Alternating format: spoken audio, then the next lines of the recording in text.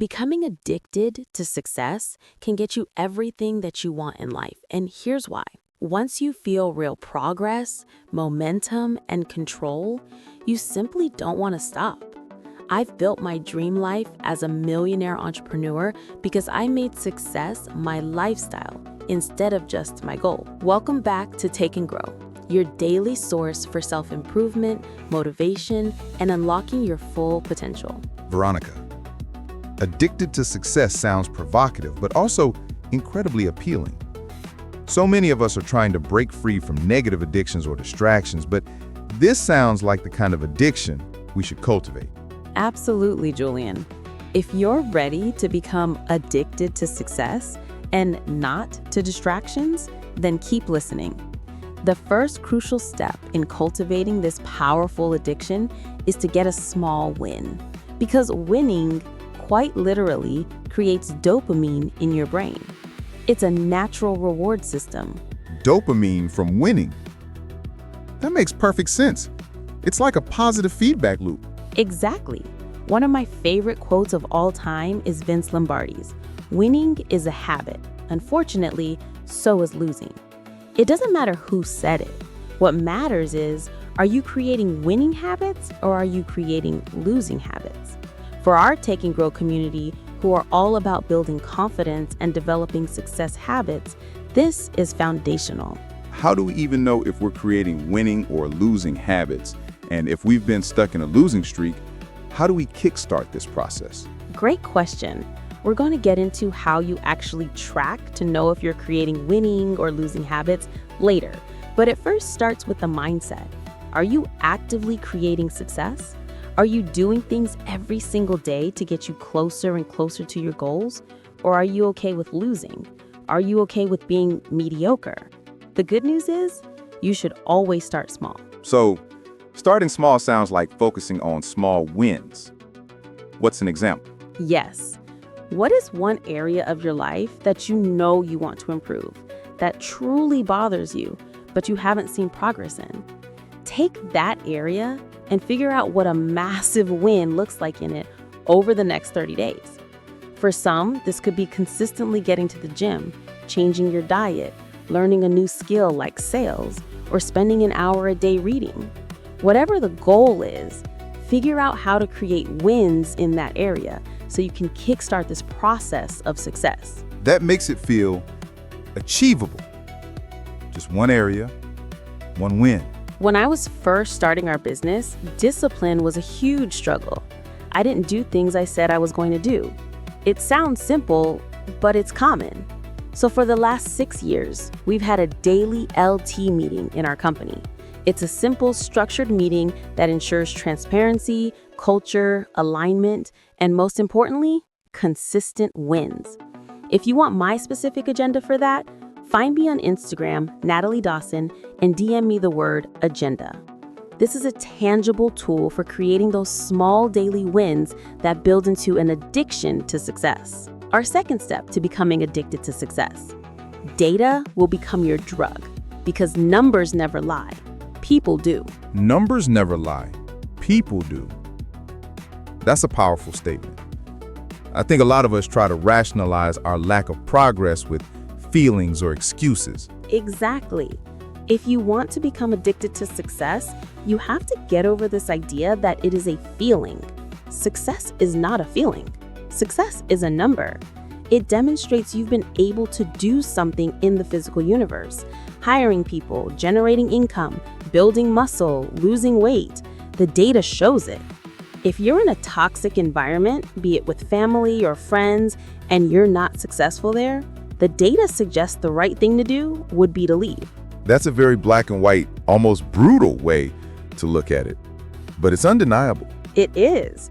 Your whole life up until this point is data demonstrating whether you're making successful decisions. If you continue to hold on to things that aren't producing the data and stats to get you to where you want to go, clearly you're not making the right decisions. It's the same in business. A business's stats reflect a team's decisions. Is it growing? If not, people aren't spending their time correctly on growth-oriented problems. We often get confused because we think people's feelings create success. They don't. Data does. So what are some of these data points we should be tracking in our lives? For me, do I have a relationship where we spend quality time and support each other's goals? Is my team hitting their goals? Are they introducing themselves to more opportunities? Are they gaining skills? I can see and measure that. Is my income going up? That's a very clear stat.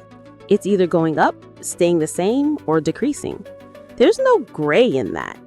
If something in your life doesn't feel right, stop looking at your feelings and look at the measurement. If you're falling short, that's where you need to put your energy and focus. The first place to start is to get consistent in tracking the most important numbers in your life. It's not hard to increase your numbers and create success, but if you never look at it, it's going to be very challenging. This is how you truly improve focus and develop success habits. Our third step, momentum makes commitment easier. This sounds like a way to keep that dopamine flowing. Yes, the best way to trap yourself is to start creating successful habits that then pull in other people to help hold you accountable. You become entirely trapped in a beautiful way to become successful for the rest of your life. For instance, as a business owner, when you hire more people, you now have responsibility for them. They have responsibilities to lead teams. You go from 12 people to 120 people. This idea of trapping yourself in successful habits is a powerful strategy. So surround yourself with success and it becomes harder not to be successful. Precisely. Trap yourself with great people who go to the gym every day. Why? Because those people will force you to go. You won't be able to hang out with them if you don't. The hardest part of becoming successful is always the first step. Once you start to break through with a handful of new habits, that momentum pulls you forward, and it actually becomes easier. I remember those hard moments starting out like that 6 a.m. gym class, but looking back now, they built that confidence. They do. The confidence doesn't come overnight. It comes from those hard moments, making those pivots that felt lonely and uncertain. Looking back, I'm so proud of those moments because they changed my life. When you're struggling to be successful, remember it gets better. It's not always as hard as when you first start out. Just hold on long enough, move long enough to see some result, and then you'll never want to go back. This is how you build confidence and master your mindset. Our fourth step, control, is the ultimate high. This one might raise some eyebrows, Veronica. In today's society, people are often shamed for wanting control, called a control freak or a micromanager. And that's a dangerous narrative. Yes, I want control of everything in my life. My relationships, my business, my health, my income. Why? Because I want to be in control. I don't want somebody else making decisions about my life. That's what people miss. The more you give up your control, thinking it's a bad thing, the more you're going to end up with results that you don't want. So, hoping, wishing, and waiting for things to magically appear isn't a strategy. Not at all. Real outcomes are abdicated by hoping, wishing, and waiting. I feel so strongly about this because I used to be shamed for wanting to be in control. Imagine if you gave up control of your income. It would be somebody else's job to decide how much money you make, and you'd have no responsibility to figure out what you don't know to make more. That's ridiculous. You should be in control of your income, know exactly what you need to do to make more money. It's about taking responsibility. Successful people don't relinquish control of anything in their life to somebody else. They take responsibility. They ask questions. They self-identify what needs to be done. This is fundamental to unlocking your full potential. Finally, our fifth step, success becomes a lifestyle, not a destination. That's a beautiful way to put it. It's not a finish line, it's who you are. One of my favorite Grant Cardone quotes is, "It is your duty to become successful." Do you think about success like that? It is your responsibility to create success. Why? Because you've gone through pains, hardships, or perhaps people have believed in you. If good things happened, you should be successful to further what they poured into you. And if challenging things happened, if life was rough, that's even more reason why you should create success.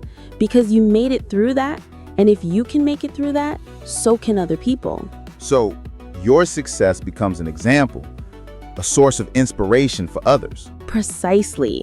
Whatever your life has given you, it is your responsibility, your duty to be successful. When you start to think about it like that, and you raise the bar for what you expect from yourself, this success continues. It goes back to that momentum loop we discussed. Your mindset becomes, it's my duty. If you're watching this and you're being a little lazy with the rest of your time today, maybe turn off YouTube and go create something that allows you to create your own success. Take action. Don't just consume data. That's a powerful call to action. There are so many people who are depending on your success, even if you haven't met them yet. Yes, people who have come from your circumstances, who have had your hardships, they are depending on you to be successful. You just don't know them yet. Don't let anybody tell you that it doesn't matter to be successful. It is vital. It is of the greatest importance that you make the decision in your lifetime to create an example of success so that other people can be more successful. The world is a pretty dark place. Without the hundreds of people I've looked up to who gave me inspiration and motivation through their stories, I wouldn't have had the confidence to take the actions to create what I've created. So it's a ripple effect. Your success fuels the success of others. Never relinquish your responsibility to be successful for the good of the people around you and for future people you haven't even met yet who can be impacted by your story of success. These are my 5 steps to become addicted to success and finally start changing your life for the better.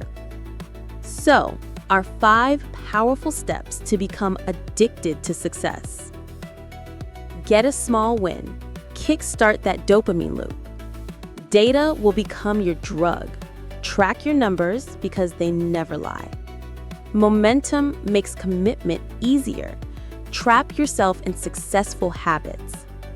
Control is the ultimate high. Take responsibility for your life and results. Success becomes a lifestyle, not a destination. Embrace it as your duty. Veronica, this has been an absolute masterclass. It's a challenging but incredibly empowering framework for anyone serious about personal growth. Absolutely. You have the power to change your life by consciously choosing this addiction. If this episode resonated with you and you're ready to take action and transform your life, hit that like button. And if you're serious about building confidence, developing success habits, and mastering your mindset, subscribe to Take and Grow for more transformative content. Share this video with a friend who needs this powerful message. We'd love to hear from you. Which of these 5 steps to becoming addicted to success are you going to implement first? Let us know in the comments below. Thanks for tuning in to Take and Grow. We'll see you in the next episode.